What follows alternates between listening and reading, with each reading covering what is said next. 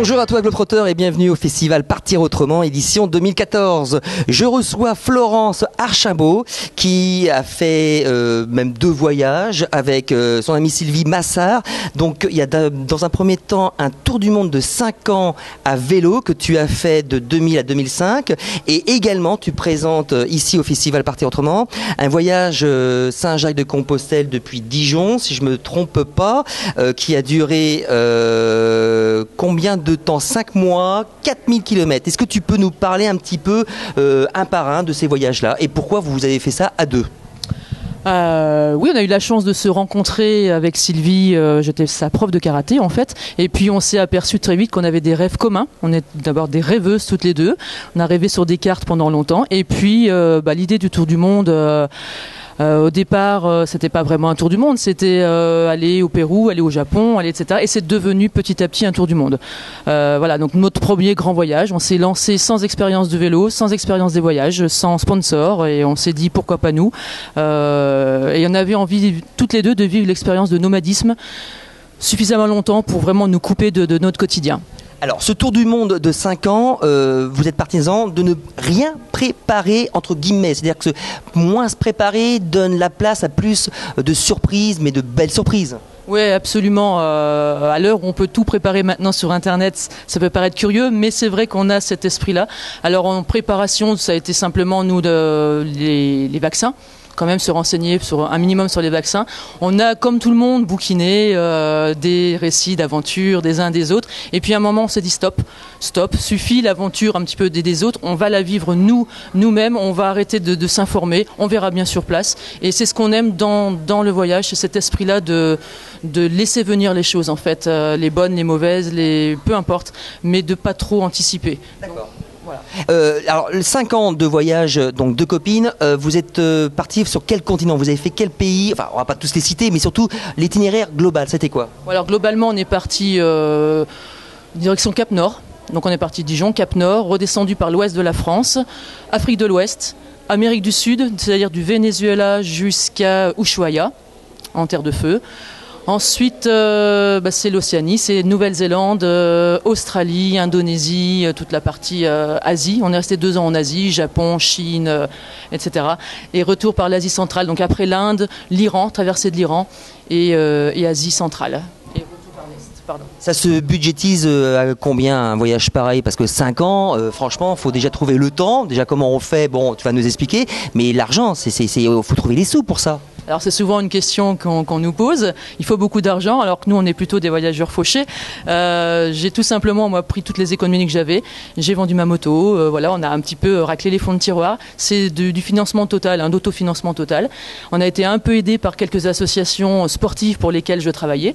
Et puis surtout, on fait très attention à dépenser un minimum d'argent. Alors les gens pensent que c'est un voyage qui coûte très cher.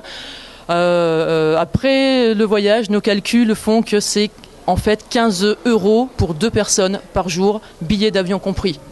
Billets d'avion compris, 15 € par jour pour 2 personnes. C'est super bien serré comme budget ça. C'est extrêmement serré.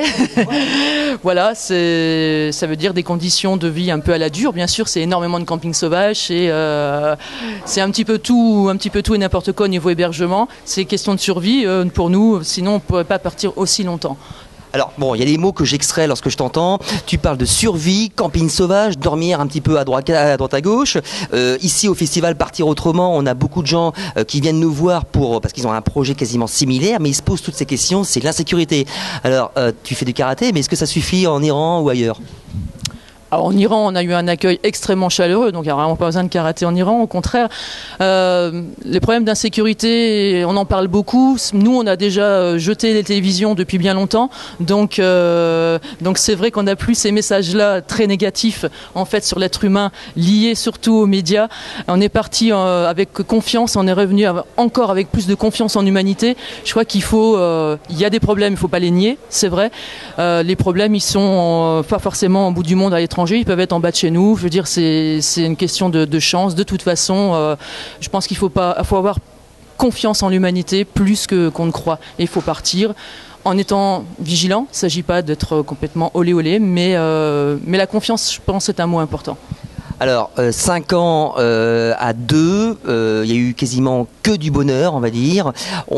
Tu m'avais parlé tout à l'heure d'un petit souci à Caracas. C'était quoi ? À Caracas, c'est une ambiance très particulière. On a d'abord débarqué dans ce pays sans vraiment être préparé parce qu'on ne pensait pas être à Caracas. Et le premier mot espagnol qu'on a appris, c'est peligroso, ça veut dire dangereux, danger. Et on a été un petit peu tendu parce qu'on ne s'attendait pas à cet accueil. C'est-à-dire, on a eu quand même 2 fois ce geste-là de nous couper le cou et c'est une ambiance très insécuritaire. Donc tout est sous grillage et on ne s'attendait pas à ça. Donc un petit peu de stress, mais par contre on a géré au mieux, Sylvie et moi. Sylvie est un petit peu émotive, donc elle a eu quelques réactions parfois un petit peu de tremblement. Et c'est quelque chose qu'on voit sur le documentaire, tout ça ? On voit pas notre émotion, notre motivité à ce point. On se filme pas dans les moments les plus, je dirais les plus difficiles, on les filme pas. On pense pas à prendre la caméra par contre, oui, dans le film, on montre quelques images de Caracas. En tout cas, on signale que c'est l'endroit pour nous où on a eu le plus le sentiment d'insécurité. Le Japon, beau pays ? Le Japon, très beau pays, très bel accueil, on aime beaucoup, c'est un petit peu gagné d'avance, hein, en faisant du karaté toutes les deux, c'est vrai qu'on est très branchés sur le... Sylvie aussi fait du karaté ? Oui, Sylvie était mon élève, et est toujours mon élève d'ailleurs. Et donc voilà, un petit peu gagné d'avance, puisque la culture japonaise nous intéresse beaucoup. L'accueil des Japonais, on dit parfois qu'il est assez distant, parfois, mais parfois très généreux. Et c'est vrai qu'on dit aussi que c'est très urbanisé, c'est vrai, mais il y a de très belles campagnes et c'est aussi un pays rural. Alors 5 ans de bonheur absolu, hein, donc c'est vrai qu'on parle de Caracas, mais il ne faut pas non plus s'arrêter sur une petite mauvaise expérience ou un pays un peu plus tendu. À côté de ça, c'est quand même 5 ans de bonheur. Si tu as à extraire vraiment le souvenir le plus mémorable, je pense qu'il y en a plusieurs. Oui, c'est assez difficile. Alors on a un souvenir très émouvant, d'ailleurs que j'ai remué entre guillemets avec certains voyageurs ici à ABM, c'est Hiroshima. Donc la visite du mémorial d'Hiroshima est quelque chose d'extrêmement poignant. C'est vrai qu'on était avec un ami japonais en plus pour cette visite et incapable de se parler pendant vraiment de longues minutes parce que c'est un souvenir très fort.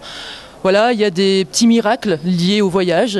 Je pense à un petit miracle en Patagonie où on n'avait plus grand-chose à manger. Ça faisait des jours. Oui, on voyait pas vraiment une voiture passer, on était assez seuls. Et sur la route, tout d'un coup, 2 petits pots de yaourt, côte à côte. Posé, vraiment un mystère, on ne sait pas qui les a posés là. On s'est arrêté, on a quand même vérifié les dates de péremption et les pots de yaourt étaient encore pleins. Tout à fait, on pense vraiment que c'est des gens, une voiture, je ne sais pas, quelqu'un qui nous avait doublé avant, posé, pas tombé, parce que vraiment posé là, quasiment pour nous, sur la route, au milieu de nulle part, en pleine Patagonie. Donc des petits miracles comme ça qui sont c'est complètement fou. Et voilà, il y a plein d'autres choses à citer, des rencontres bien sûr, mais aussi des moments de solitude. Des animaux, en Patagonie aussi, quand tu es en train de planter ta tente ou de préparer le repas et que là il y a une colonie de dauphins qui passe juste là pour toi. C'est des moments inoubliables et voilà, magique. Partir avec son ami, et ça permet surtout de mieux se comprendre et de mieux se connaître. Il y a beaucoup de gens qui partent ensemble et des fois ça se passe pas très bien parce que c'est là qu'on se rend compte un petit peu vraiment on découvre la personne. Vous êtes toujours ensemble, c'est pour ça. Ouais, c'est vraiment 24 heures sur 24 ensemble dans un habitacle qui est la tente extrêmement réduit. Donc voilà, c'est une intimité plus qu'une intimité. On se connaissait 2 ans avant de partir avec Sylvie. Pour certains, c'est très court, pour d'autres déjà suffisant. Pour nous, c'était le moment, c'était suffisant. Je pense qu'on se connaissait bien malgré tout. Et on s'est découvert, effectivement, c'est dans les moments un peu tendus qu'on découvre l'autre et qu'on se découvre soi-même. La fatigue, la peur font que parfois on a des réactions un peu inattendues. Il se trouve qu'on s'est toujours soutenu l'une l'autre et qu'on n'a vraiment jamais eu de tension. Quand l'une avait le moral qui baissait, l'autre était là pour lui soutenir le moral et c'était un équilibre comme ça constant. Je pense qu'on est un peu fait sur le même modèle finalement. Alors cette belle aventure du Tour du Monde, il y a eu également donc Saint-Jacques de Compostelle, de Dijon. Donc c'est vrai qu'au niveau de la préparation, au niveau de tout ce processus, on est plus ou moins dans le même état d'esprit ou pas, où il y a vraiment une grosse différence de préparation? On est dans le même état d'esprit. Je crois qu'on a vraiment ça en nous, c'est-à-dire un minimum de préparation. Voilà, nous on prépare notre sac en fonction de ce qu'on veut mettre dedans. Si c'est 8 kilos, si c'est 13 kilos, peu importe. Enfin, en l'occurrence, on avait 13 et 14 kilos, alors qu'on lit souvent qu'il ne faut pas dépasser 8 kilos pour une femme. Pour nous, on laisse, on prend pas en compte ce genre d'arguments en fait, et on fait vraiment comme bon nous semble. Donc pas vraiment de préparation par rapport à Compostelle. On charge notre sac, on prend notre tente pour être autonome et on voit au jour le jour. Qu'est-ce qui se passe, où on dort, qu'est-ce qu'on mange, tout ça, on sait que ce sont des choses qui vont se régler au fur et à mesure.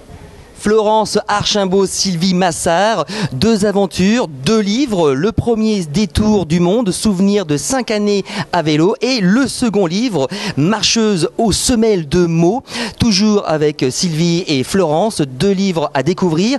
2 vidéos, donc je rappelle, une de 47 minutes, c'est sur le tour du monde de 5 ans. Et l'autre vidéo de 42 minutes sur Saint-Jacques-de-Compostelle.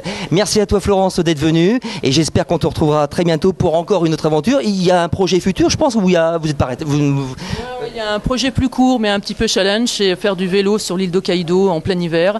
Voilà, pneus cloutés, des conditions qu'on connaît pas trop encore à vélo.